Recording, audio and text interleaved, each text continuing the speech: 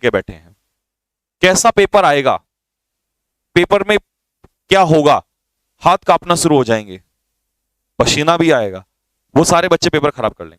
जो ये सोच के जाएगा बस मैंने अब छोड़ दिया अब इन 3 लोगों के ऊपर, मैं अपना पेपर करूंगा, क्योंकि धड़कनें जितनी तेज होंगी पेपर उतना खराब होगा, कूल जितने आप होंगे पेपर उतना अच्छा होगा। जब बच्चे कहते हैं ना सर मैं 70 में से 70, 50 में से 50 करके आ गया हूं, उन्हें खुद नहीं पता होता कि उन्होंने किया भी, आके वो फिर बाद में बोलते हैं सर हमारा तो हुआ ही नहीं, सिलेक्शन तक भी नहीं होता। एक्साइटमेंट अलग चीज है और कूल एंड काम होके लड़ाई लड़ना एक अलग चीज है।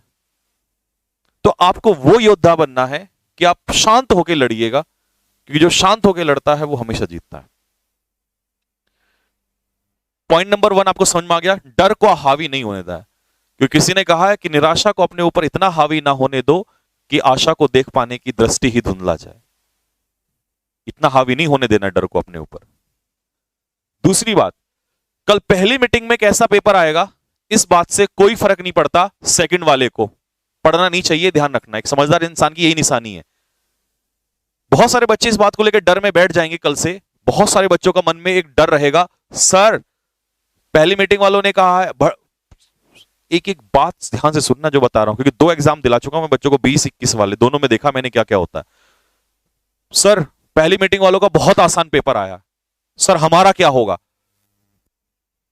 किसी मीटिंग से आपको कोई फर्क नहीं पड़ता, आपको अपनी मीटिंग से फर्क पड़ता है। पहली टफ आएगी या आसान आएगी इसका दूसरी से कोई लेना देना नहीं है, आपको फोकस अपनी मीटिंग पे करना है।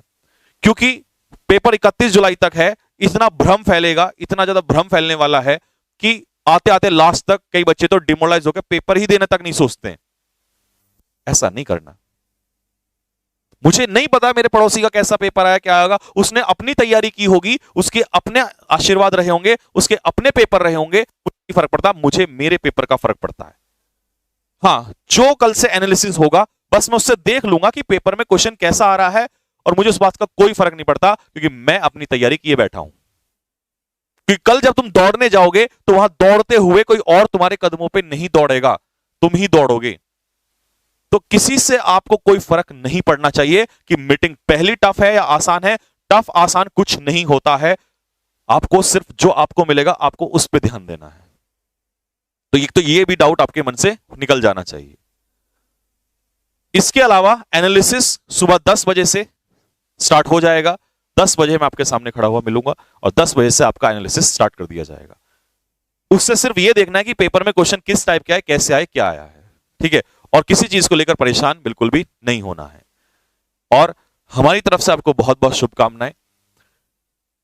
कोई गलती हमारी तरफ से हुई हो पढ़ाने में, किसी भी चीज में, कुछ भी, तो मैं हमेशा की तरह वही बात आती है कि झुकना मुझे नहीं लगता कि कोई बड़ी चीज है, तो उसके लिए मैं क्षमा चाहूंगा कि अगर कभी भी किसी को ऐसा लगा हो कि कोई गलत चीज हमसे हुई हो या कुछ भी XYZ whatever, I don't think so. किसी बच्चे को ऐसा लगा हो कि हमारी वजह से उसका दिल टूटा हो, या किसी गुरु को लगा हो, या किसी XYZ, दुनिया में कोई भी चीज, क्योंकि ये जीवन है, एक बार मिलता है। अगर बहुत सारे गलत काम करके चले जाओगे तो ऊपर मौत भी तुम्हें शायद उस दिन अच्छे से ना आ पाए। जितने भी आपके बैर हैं, जितने भी आपके किसी से कुछ भी गलत है XYZ, वो सब कुछ यहीं पर खत्म करके चले जाओ। जीवन बहुत छोटा सा है, इसको अगर इसी चक्कर में निकाल दिया तो बेकार हो जाएगा सब कुछ। कुछ पाने का समय है, कुछ करने का समय है। भगवान ने जीवन दिया है कुछ करने के लिए, ना कि इस चीज के लिए नहीं दिया है कि हम इन सब चीजों में लगे रहें। तो अगर हमारी तरफ से कोई भी गलती हुई हो, या कुछ ऐसा किसी बच्चे को लगा हो कि सर आपने जो पढ़ाया उसका कोई अच्छा नहीं था, या वो हमारा समय वेस्ट हो, या कुछ भी XYZ, मतलब कुछ भी, तो उसके लिए मैं आपसे क्षमा चाहूंगा। क्योंकि हमने बस एक ही काम किया, अपनी तरफ से पूरी ताकत झोंक दी है, और कितनी लेवल तक झोंकी है वो आप सभी जानते ही हो, उसमें खैर अब बोलने वाली बात नहीं। बाकी कल से अब रण होगा, और जो भी होगा हमारा भी भगवान मालिक है और आपका भी मालिक है। जिसने सच्चे मन से मेहनत की है वो सब ऊपर वाला देख रहा है उस चीज को, ठीक है।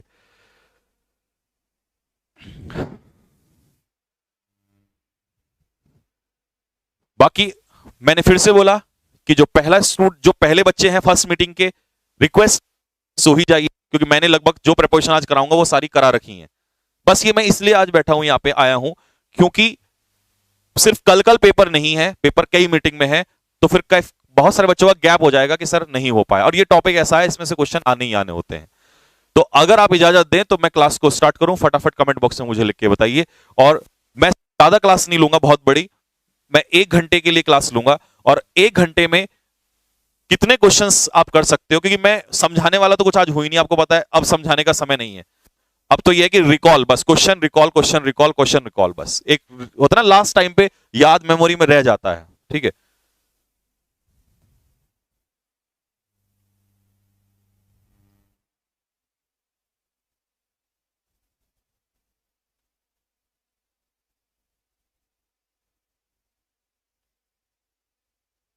चलिए। और हां, मैंने मैराथन से पहले, क्योंकि देखिए अगर कोई चीज दिल से आप करो तो वो चीज आपके सामने होनी चाहिए, मेरा मानना ऐसा है। मैंने मैराथन से पहले एक मन्नत मांगी थी भगवान से, और उसके लिए मैंने एक रिक्वेस्ट भी की थी, वो मैं आज आप लोगों से शेयर करूंगा, और मैं उसको पूरा भी करूंगा, क्योंकि मैं जब कोई चीज करता हूं तो उसको पूरा करने में बिलीव करता हूं। तो आप क्लास में बने रहिए, मैं आपको बताऊंगा उस चीज के लिए। ठीक है, आइएगा स्टार्ट। पहला क्वेश्चन, स्पीड में चलेंगे बेटा, बाकी आपके सभी और जो गुरुजन है वो थोड़ी देर में आ जाएंगे। एक क्लास में 1 घंटे के अंदर अंदर कम से कम मैं चाहता हूं 200 क्वेश्चन प्लस क्रॉस करके जाएं हम, 200 क्वेश्चन से ज्यादा होने चाहिए।